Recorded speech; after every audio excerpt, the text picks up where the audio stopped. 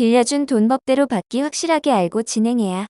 지난 2월 전주에서 50대 남성이 사촌 형수를 흉기로 살해한 뒤 도주한 사건이 있었습니다. 살인 혐의로 구속 기소된 A씨는 살해 이유에 대하여 전 재산에 가까운 돈을 빌려주어 경제적 어려움을 겪고 있었는데 사촌 형수는 경제적 여유가 있었음에도 20년 넘게 이를 갚지 않았다고 진술했습니다. A씨는 1심에서 징역 20년을 선고받은 것으로 알려졌습니다. 이처럼 돈을 둘러싼 다툼은 끊임없이 일어나고 있으며 돈 문제로 시작된 다툼이 끔찍한 범행으로 이어지는 경우도 종종 발생하고 있습니다. 많은 사람이 돈 문제로 골머리를 앓고 있지만 빌려준 돈을 돌려받을 뚜렷한 해결책을 몰라 상대방에게 감정적으로 대응하는 분들이 대부분입니다. 그러나 감정적인 다툼으로 만에 하나 상대방에게 상해라도 입히게 된다면 형사처벌을 받게 될 수도 있습니다. 자칫 떼인 돈 찾아준다며 광고하는 불법 업체에 의뢰하면 협박이나 강압적인 수단으로 돈을 받게 되어 문제가 발생할 수도 있습니다. 빌려준 돈을 받기 위해서는 감정적으로 대응하기보다 법적 책임을 물어 확실하게 돈을 돌려받는 것이 현명합니다. 오늘은 빌려준 돈 법대로 받기에 대하여 자세히 알아보도록 하겠습니다. 대부분 돈을 돌려받을 수 있을 것이라고 생각하고 연인, 가족, 가까운 지인에게 돈을 빌려주게 되는데요. 정말 믿었던 사람이 돈을 빌려간 후 갑자기 잠적하는 경우도 생각보다 많기에 아무리 가까운 사이라 하더라도 돈을 빌려줄 때는 당시 거래 내용을 증명할 수 있는 차용증을 작성하는 것이 좋습니다. 가족들 간에는 소송으로 돈을 못 돌려받는다고 오해하시는 분들도 많은데요.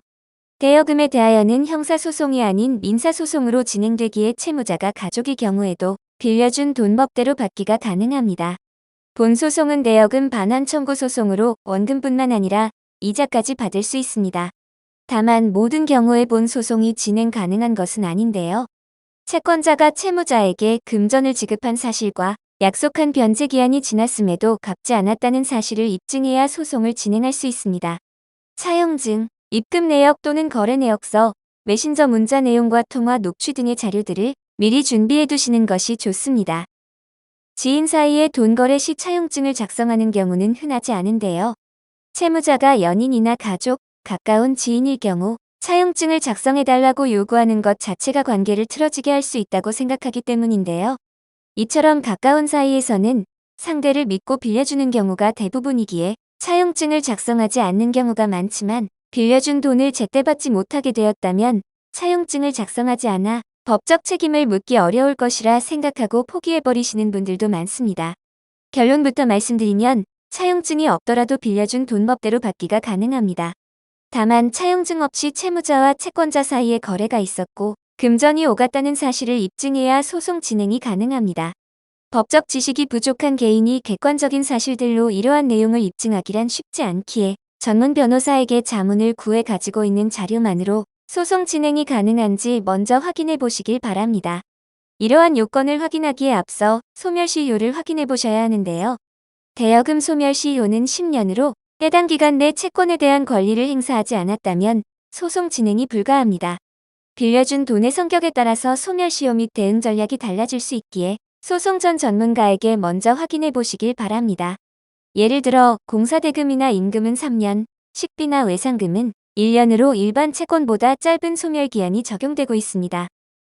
금전과 관련된 소송은 각자의 상황에 맞춰 전략적으로 대응이 필요합니다.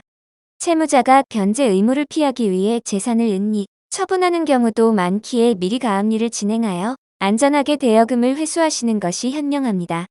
또한 채무자가 여러 명에게 돈을 빌린 경우에는 최대한 빨리 소송을 진행해야 대여금을 모두 회수할 가능성이 크기에 전문가의 도움을 받아 신속히 소송을 진행하시는 것이 좋습니다. 이체 내역이나 녹취본, 메신저 대화 내역 등 자료가 준비되었다면 소송에 앞서 채무자에게 내용 증명을 먼저 보내보시는 것이 좋습니다. 소송은 최소 6개월 이상 꽤 오랜 기간이 걸릴 수 있기에 내용 증명으로 상대방에게 심리적 압박을 가하여 소송 진행 없이 빠른 채무 변제를 노려볼 수 있습니다. 만약 상대방이 내용 증명을 받고도 빌린 돈을 변제하지 않더라도 소송에서 사실관계에 대한 증거 자료로 활용할 수 있습니다. 본격적인 소송을 진행하게 되면 수많은 변수가 발생할 수 있습니다. 상대방 측에서 채무를 변제하지 않기 위하여 다양한 주장을 내세울 수도 있습니다. 예를 들면 채권자로부터 받은 돈은 대여금이 아닌 투자금이기에 원금을 지급할 의무가 없다고 주장할 수도 있습니다. 대여금과 달리 투자금의 경우 계약서에 원금 보장에 관한 내용을 명시하지 않았다면 원금 전부를 회수하기란 어려울 수 있습니다. 혹은 대여한 금전이 대여가 아닌 증여받은 돈이라고 주장하기도 하는데요. 특히 헤어진 연인 사이의 대여금 문제에 대하여 채무자 측에서 증여라고 주장하는 경우가 상당히 많은데요. 이처럼 금전의 성격에 따라 대응 전략이 달라질 수 있기에 전문 변호사에게 먼저 자문을 구하여 문제를 해결하시길 바랍니다. 금전 문제는 가까운 관계에서 많이 발생하며 누구나 겪을 수 있는 문제입니다. 빌려준 돈 법대로 받기는 다양한 부분이 고려되어야 하기에 개인이 홀로 대응했다가는 대여금을 안전하게 회수하기는 어려울 수 있습니다. 전문 변호사의 도움을 받아 객관적인 사실들을 토대로 증여, 투자금이 아닌 대여금이란 사실을 논리적으로 입증하시길 바랍니다. 법률사무소 AL에서는 금전 문제로 고민하고 계신 분들을 위해 카카오톡을 통해 24시간 무료 법률 상담을 도와드리고 있습니다. 대여금을 돌려받지 못해 매일 억울한 심정으로 잠 못 이루고 있다면 전문 변호사의 도움을 받아 신속히 문제를 해결하시길 바랍니다.